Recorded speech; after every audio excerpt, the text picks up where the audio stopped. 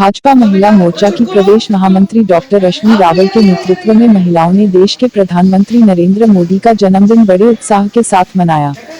इस दौरान महिलाओं ने कुष्ठ आश्रम, अनाथालय और सामुदायिक स्वास्थ्य केंद्र परिसर में फलों का वितरण कर नरेंद्र मोदी की लंबी आयु की ईश्वर से कामना की। क्या नाम है आपका? मैं डॉक्टर रश्मि रावल, प्रदेश महामंत्री महिला मोर्चा। आज किस सिलसिले में यहाँ आना हुआ?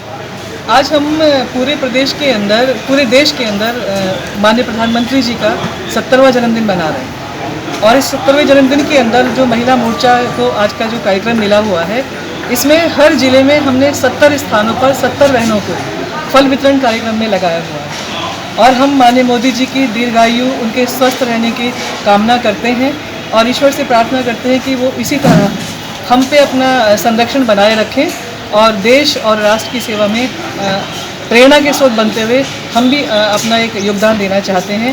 और ये उम्मीद करते हैं कि जो हमारा देश है उनके नेतृत्व में बहुत विकास करेगा, आगे बढ़ेगा। उनकी दीर्घायु के लिए, स्वस्थ रहने के लिए हमने आज ये कामना की है।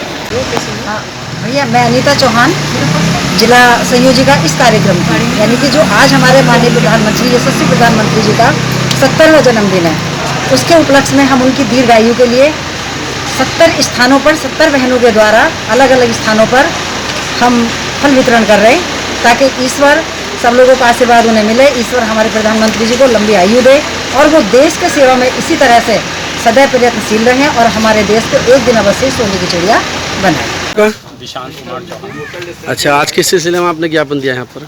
सर, समूह खा और समूह गा में जो ये संविदा वाला कानून आ रहा है, इसके विरोध में हमने ज्ञापन दिया है, क्योंकि इससे जो है काफ़ी नुकसान है। अब बच्चा 5 साल तक जब हम संविदा पे काम करेंगे और 6-6 महीने बाद हमारा फिर टेस्ट होगा, तो हम किस तरह से अपने को मैनेज कर पाएंगे।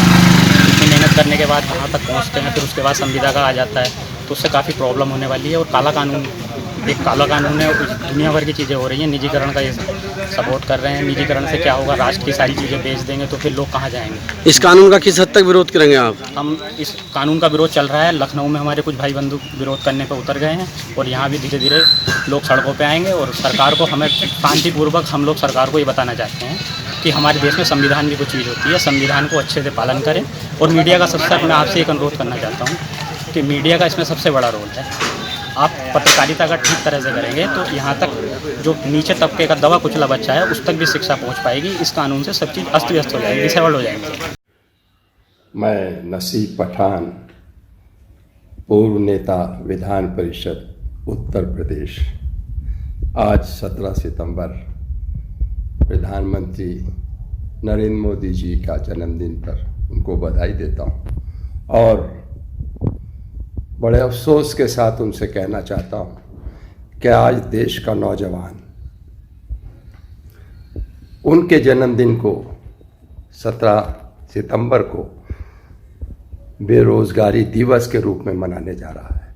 वो नौजवान जो अपनी ज़मीनें बेच के, अपनी माँओं के गहने बेच के शिक्षा प्राप्त करता है, डिग्रियां लेता है और उसके बाद उसको रोज़गार नहीं मिलता। ऐसी परिस्थितियों में उस बेरोज़गार नौजवान ने आपके जन्मदिन को बेरोज़गार दिवस के रूप में मनाया। इसलिए आपने कहा था मैं हर साल 2 करोड़ नौजवानों को रोज़गार दूंगा, लेकिन किसी भी नौजवान को रोज़गार नहीं मिला, बल्कि जिनके रोज़गार थे वो भी चले गए। इन सब नौजवानों के साथ कांग्रेस के लोग सड़क से संसद तक इन बेरोजगारों के साथ हैं। जय हिंद, जय भारत।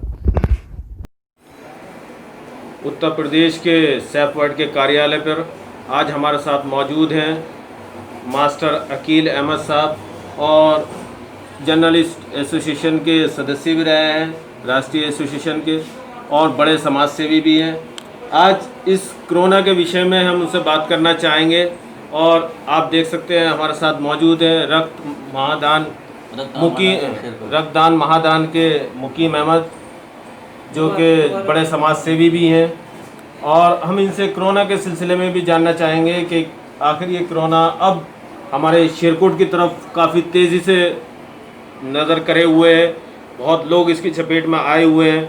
हमारे बहुत अच्छे अच्छे, जैसे आज ही दिनेश कुमार राणा हमारे जर्नलिस्ट थे, वो हमारे बीच नहीं रहे हैं। हम इनसे जानना चाहेंगे आखिर क्या लापरवाहियाँ हो रही हैं जिसकी वजह से हमारे बहुत साथी हमारे बीच से चले गए हैं, और जो हमारे साथी हैं वो किस चीज़ का एहतियात करें ताकि इस बीमारी से हमें छुटकारा मिल सके। सलाम आदाब, सबको नमस्कार। मेरा मैं शेरकोट राष्ट्रीय टीम जर्नलिस्ट से एसोसिएशन शेरकोट अगदान मैदान टीम से नगर अध्यक्ष हूँ और एक एज ए समाज सेवी भी काम करता हूँ। मैं सबसे पहले शुक्रगुजार हूँ सेफ वर्ल्ड न्यूज़ का, खालिद साहब का, जिन्होंने मुझे यहाँ पर बोलने के लिए मौका दिया।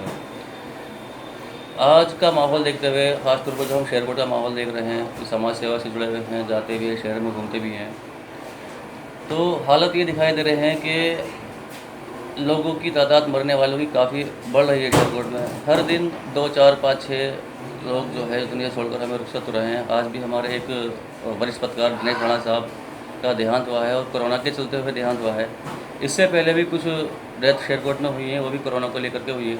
लेकिन कुछ लोग ऐसे हैं कि जो कि शायद सिम्टम्स जो पाए जा रहे हैं डेथ के, नॉर्मली जो कहने वाली बात, ये समझाने वाली बात ये है, मकसद है जागरूक करना शेरकोट की आवाम को, क्योंकि लोग जागरूक नहीं हो पा रहे हैं, इसको सीरियसली नहीं ले पा रहे हैं। इस चीज़ को, जो वैश्विक महामारी कोरोना नाम से फैली हुई है, इसको समझ ही नहीं पा रहे हैं, ना इसके लिए असर कोई ले पा रहे हैं। जो भी डेथ शेरकोट में हो रही है, मोस्टली सिम्टम्स उनमें नॉर्मल एक जैसे आ रहे हैं, जैसे कि बुखार का पाया जाना, गले में तकलीफ होना, सांस का ना लेना, और ये ज़्यादातर इफेक्ट जो है उनको कर रही है जिनका इम्यून सिस्टम वीक है या शुगर के मरीज़ हैं, किसी तरह से पहले से ही मरीज़ है। तो हमें अपने आप को तो बचाव करना है और लोगों का भी बचाव करना है। अपने परिवार में बुज़ुर्ग हैं, बच्चे हैं, मसलन कि हमारा इम्यून सिस्टम मान लिया सही है, लेकिन हो सकता है कि भाई हमारे बड़ी का, बुजुर्ग का या बच्चे का इम्यून सिस्टम ठीक ना हो, हम तो बच जाएँ और हम उसको ना बचा सकें। तो हमें अपनी जान की भी परवाह करनी है और अपने साथ में अपने परिवार, अपने शहर वासियों की, अपने कस्बे वासियों की भी और लोगों की भी जान की परवाह करनी है हमें। अब हमारे साथ स्टूडियो में मौजूद हैं राष्ट्रीय जर्नलिस्ट एसोसिएशन के सदस्य मास्टर अकील अहमद साहब, ज़िला उपाध्यक्ष और बड़े समाज सेवी। आदाब दोस्तों, जैसे आप सब जानते हैं हमारा देश भी कोरोना की चपेट में है। इस बीमारी ने महामारी का रूप धारण कर रखा है।